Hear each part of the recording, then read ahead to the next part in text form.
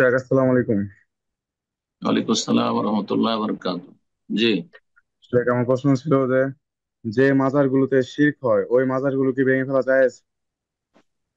মাজার ভাঙা ফরজ, কিন্তু সরকার ফরজ, পাবলিকের জন্য জায়েজ নাই। কারণ পাবলিক ভাঙা ভাঙি করলে ফিতনা ফাসাদ হইতো।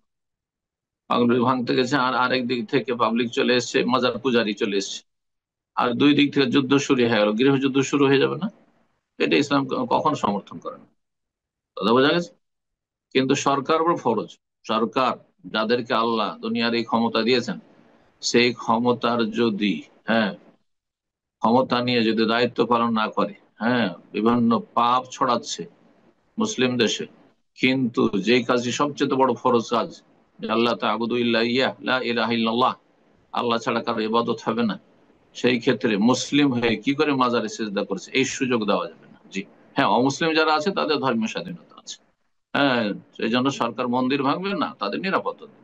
সরকার চার্জ ভাঙবে না, এটা জায়েজ নয়, কারণ তারা সেখানকার নাগরিক, আর তাদেরকে সেখানে নাগরিকত্ব দেওয়া হয়েছে, অথবা আগে থেকে নাগরিক তারা, এবং তাদের যখন নিরাপত্তা রয়েছে, তাদের আহ উপাসনালয়গুলি নিরাপত্তা রয়েছে। বোঝা গেছে? কিন্তু মুসলিমদের এই অধিকার নেই যে তারা আল্লাহ ছাড়া অন্যকে সেজদা করবে। তাদেরকে বাধ্য করা হবে এক আল্লাহকে ইবাদত করার জন্য। সরকারের জন্য ফরজ মাজারগুলি ভেঙে ফেলা, জি, গড়িয়ে দেওয়া, সমান করে দেওয়া, সমতল সাধারণ কবরে পরিণত করা, কিন্তু পাবলিকের জন্য জায়েজ নয়। আল্লাহ সঠিক বুঝ দান করুন, সকলকে আমল করার তৌফিক দান করুন। এতে শান্তি রয়েছে। আসসালামু আলাইকুম শেখ। ওয়ালাইকুম আসসালাম ওয়া রাহমাতুল্লাহি ওয়া বারাকাতুহু। জি। আমার প্রশ্ন হচ্ছে গিয়ে, আমরা তো এখানে যে সালাত আদায় করি, তো ইমামের পিছনে অধিকাংশ লোকই সূরা ফাতিহা পড়ে না।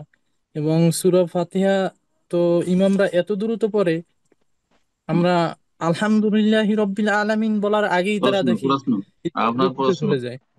ও কিভাবে পড়ে ওটা শোনাবার দরকার নেই, আপনার প্রশ্ন কি তাই বলেন। আমরা তো এখন কমপ্লিট করতে পারছি না, তো এখন কিভাবে আর কি এটার মানে কমপ্লিট না আপনি করলে কি আপনি আপনি ছোট্ট সানা পড়ার পরে সূরা ফাতিহা পড়তে লাগেন, তার আগে পরে অসুবিধা নেই।